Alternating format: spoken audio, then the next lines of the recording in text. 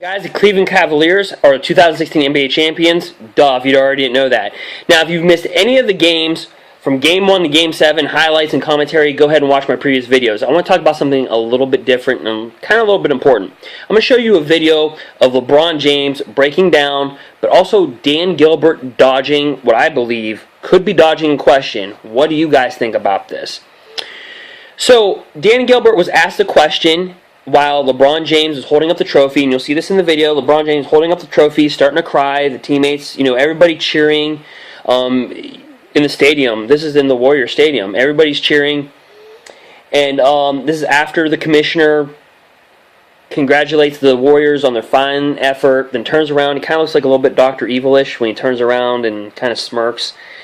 Anyway, starts talking about the Cavaliers. LeBron gives the trophy to Dan Gilbert, who is the majority owner of the Cleveland Cavaliers, and Dan Gilbert holds it up. What was intriguing to me, though, was Dan Gilbert suddenly almost acted like he was Sammy Sosa in a pro-hormone steroids panel in front of the federal government. Now, not to that extreme, but what I'm trying to say is that in this video, he was asked a question among everybody screaming and everybody cheering, and he answered the first question.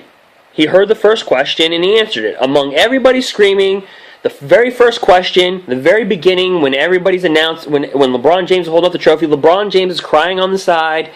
Dan Gilbert's asked the question, because obviously they're not going to ask LeBron James to put a microphone right in his face when the trophy's right in front of his face. So they interview Dan Gilbert first, the owner. That's how things are done.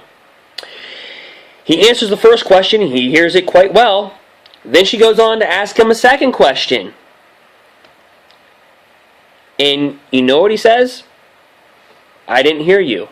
And he walks around the question. And he keeps on talking to a point, guys. If you understand interviews, they have a short period of time. He talks around the subject to a point that she can't re-ask the question. She doesn't re-ask it. You can kind of see she's sitting there going, do I re-ask it? No, I'm just going to ask him the last question. Here's the question she asked. It's a loaded question.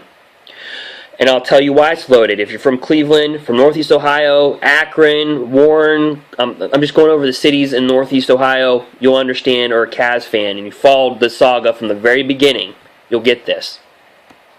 Alright, the question that was asked was, when LeBron left in the fashion he did after the first time, could you have ever envisioned him returning and fulfilling this dream? Let me repeat that for you and understand why it's loaded. Not really loaded. He could just answer the question and said yes. But when LeBron James left in the fashion he did after the first time, could you have ever envisioned him returning and then fulfilling, and she keeps on going on. He basically turns around. I want you to pay attention to this in this video. And he basically says, I can't hear you, and just starts talking about something that's completely unrelated to the question she asked at all. Even if you heard half the question, he didn't answer it. So, does that change your viewpoint? Now, understand, when LeBron James left, when LeBron James played his first 7 seasons in the NBA, the first time he was with Cleveland, guys, you have to understand, LeBron James didn't make $20 million per year. He made most of his money outside of basketball like he does now, like a lot of athletes do. Tiger Woods, Michael Jordan did it. But understand, he was not making $20 million a year playing basketball, straight out of high school. That just wasn't the case, guys. So you have to understand, LeBron James doubled. During his first stint with Cleveland, he doubled Dan Gilbert, the majority owner of the Cavs, total net worth value. Could you imagine hiring an employee and he doubles your value? When LeBron James left Cleveland, this is why it hits home for Cavs fans that have followed the story. When he left Cleveland, Dan Gilbert said some nasty things about LeBron. A guy that doubled your net worth. The Cavs were a failed organization before LeBron. Does anybody remember the Cavs before 2003? Do you? Does anybody? Do you remember the Cavs before 2003, before LeBron James?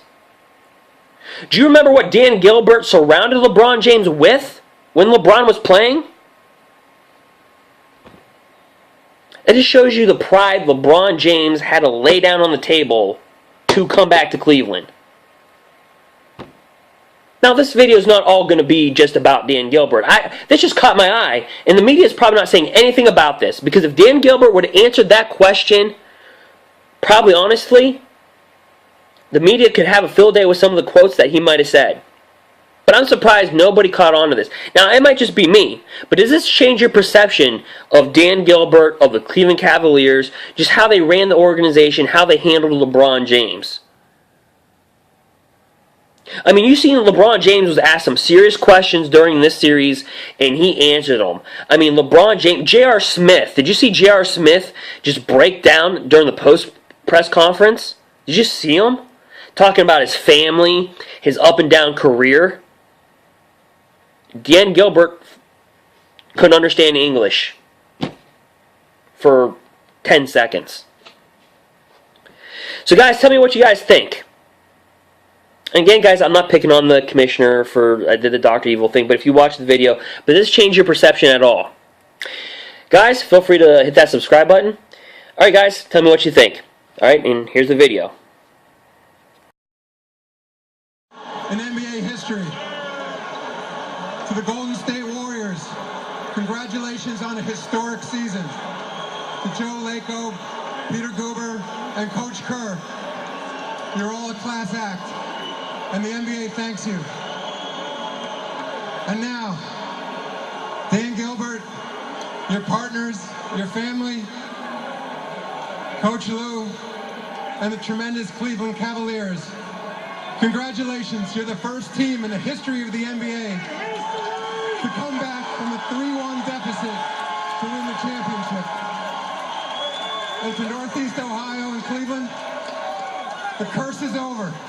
The 52-year drought has come to an end. Let me present the championship trophy.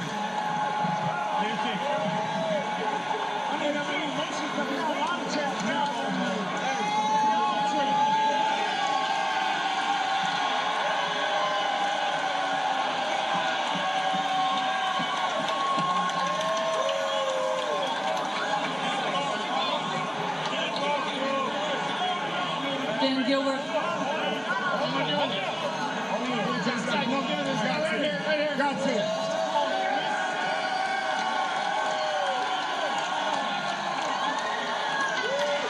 Dan, we had shouts all night, Dan, of your fans back in Cleveland.